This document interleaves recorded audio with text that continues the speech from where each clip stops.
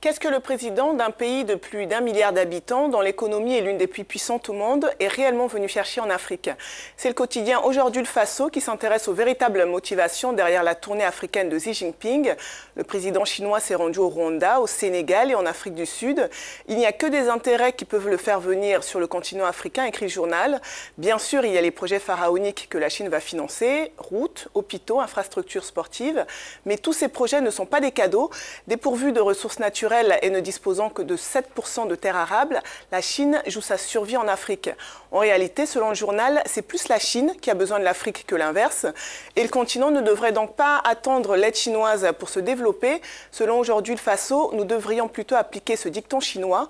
Au lieu de donner du poisson à une personne, il faut lui apprendre à pêcher. Apprenons comment la Chine s'est développée, c'est la meilleure aide, conclut l'article.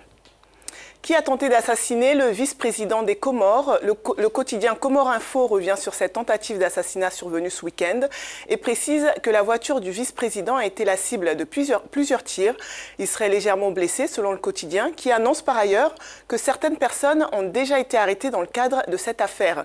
Cet incident survient quelques jours à peine avant le référendum, qui est un référendum très contesté.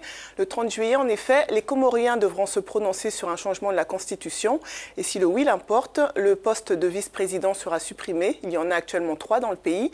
Le président actuel, Azali Assoumani, aura donc plus de pouvoir. Et surtout, il pourra effectuer 2 mandats de 5 ans successifs, ce qui n'est pas le cas aujourd'hui. C'est ce qui explique que le pays est sous tension depuis plusieurs semaines. Les résultats du bac sont tombés en Algérie et, grande surprise, les filles ont fait mieux que les garçons. Plus de 65% de bacheliers cette année sont des filles, contre un peu moins de 35% pour les garçons. Et c'est cet écart que tente de comprendre le quotidien El Watan.